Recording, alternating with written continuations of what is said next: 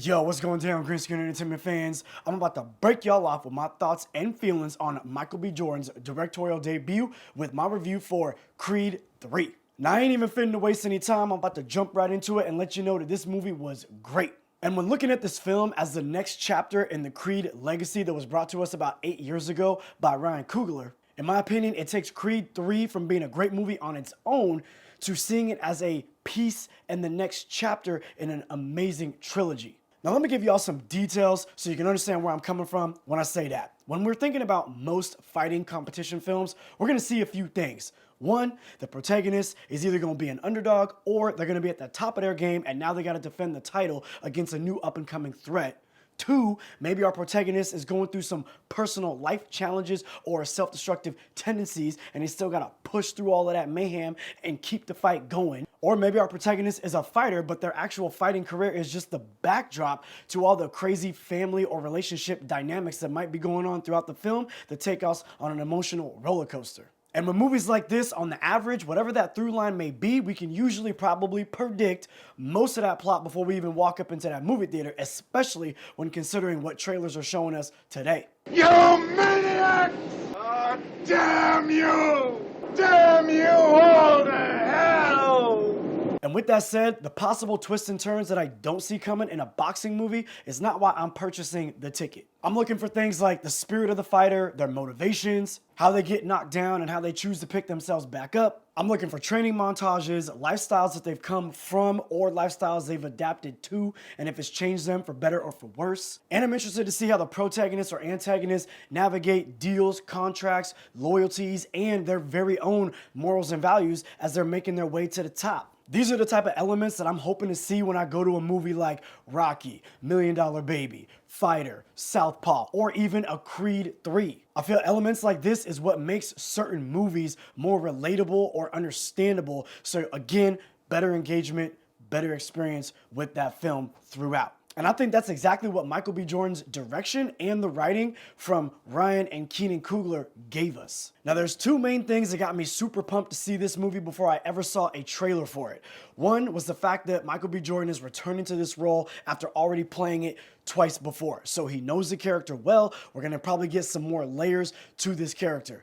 Two is the fact that he is actually making his directorial debut with this film. So because he's so close and personal with the character and has a lot of passion to want to direct it, I feel like we're going to get something special. Now, the first two Creed films, Creed 1, Ryan Coogler, Creed 2, Stephen Caple Jr., those movies look great if we're talking about from a cinematography standpoint. And both those movies are phenomenal as well. And so in the third installment of the Creed franchise with Michael B. Jordan behind the lens this time, I feel like we're getting a little bit more color, swag, and texture when it comes to the vibe and the feeling of the look of Creed 3. And I ain't mad because I think it looks hella good. I also enjoyed some of those differences that Michael B was able to bring us when it came to filming the fight scenes. He's a huge anime fan, so if you've ever seen anime, you know that there's a lot of close-up shots of like kicks or punches or whatever, cameras tracking the fist all the way to someone's face, and all that jazz. He likes that stuff. So he put that inspiration into the film. So it's a really different vibe as you're watching these two opponents go at each other as hard as they do. I would definitely liken it to the way that Robert Downey Jr.'s Sherlock Holmes would fight in his films, where it's kind of like it slows it down a la Matrix bullet time, if you will, but then you can see that person, Robert Downey Jr., kind of like processing, how am I gonna hit him? Where am I gonna hit him? And it's pretty fly to see these two guys do that in the ring. Now, of course, from the trailers, you can probably tell that that fight with Damien at the end is going to be crazy challenging for our guy Adonis, right?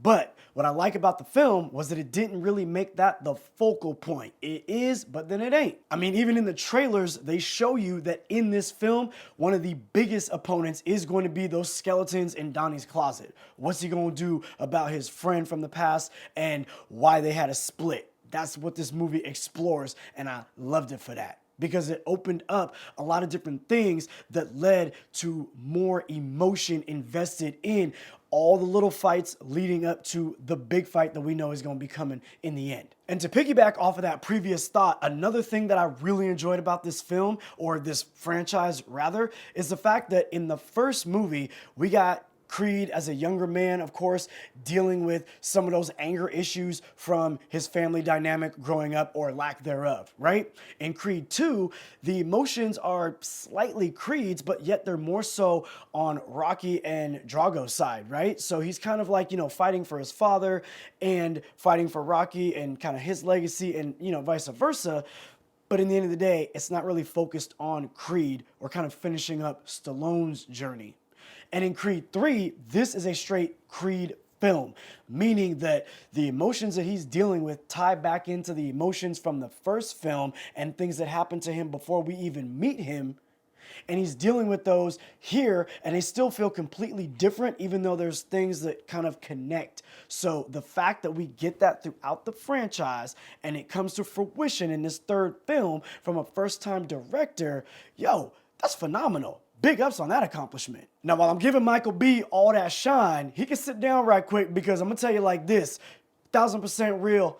Jonathan Majors steals every single scene he is in this film. This man is like an unstoppable force of talent and intimidation. He's playing his character Dame like Mike Tyson, Floyd Mayweather, and Alonzo from Training Day. The shit's chess, it ain't checkers. He was always entertaining, sinister to the point where I'm nervous throughout the entire film because I just don't know what he's gonna do, if he's gonna snap in order to get what he wants. And at the same time, he's charming. And I promise you this, that as you're watching this film, you're gonna really see that it is that full circle dynamic between Adonis and Dame that makes this such a great film, so engaging and emotional throughout. Now, of course, this movie is not without its flaws. It is a film, right? But right now, I'm nitpicking because, again, I just got up out of this movie and it was so exciting, so entertaining that I'm just giving you my initial thoughts. But if I'm looking at this film, one thing that I think is a problem, it's not even a problem with the movie, it's more so a problem with the trailer company.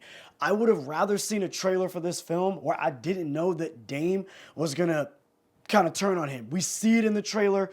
It's spelled out in the trailer. He says he's coming for everything.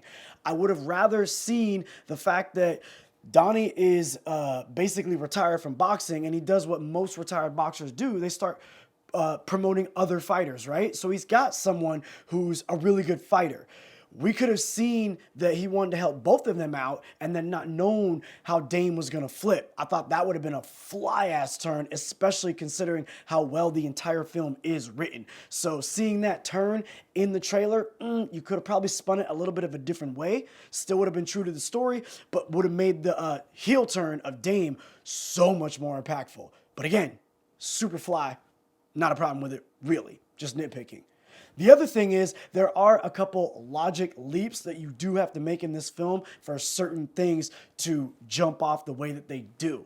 Again, I think that the writing and the acting and the character development is so great that I'm nitpicking when I look at it. It's there. Maybe you see it, right? If you do, come back, comment, we'll talk about it, whatever. But again, I'm nitpicking. This movie is damn near perfect to me. Now, I want to give a special shout out to Tessa Thompson and Wood Harris. I love both of these actors and I love the characters that they play in the Creed franchise. I feel like both of them are necessary in Donnie's life for him to be able to properly navigate a lot of the things that he's dealing with. These characters also have an arc of their own, and I love how the actors were able to play them throughout all of these films. Great work. And a special shout out to Mila Davis Kent, the little girl that plays Donnie's daughter in this film. She was phenomenal. Now, this little girl is actually deaf and really brought so much warmth and talent with just her facial expressions. And I love the chemistry between Tessa Thompson, Michael B, and Mila because it felt so genuine, so real, which again, made the movie that much better. Now, if you can't tell by now, I definitely suggest that y'all go check this one out. I saw it on a special IMAX screening, which was super fly because you kind of feel like you're in the fight. So I would definitely suggest that you go see it on the biggest screen possible, ASAP Rocky. I promise it will not disappoint. Well, that's all I got for y'all. Hey, thanks for making it to the end of the video. Your homie Jay Green. I'm gonna catch you in the next one. I'm out.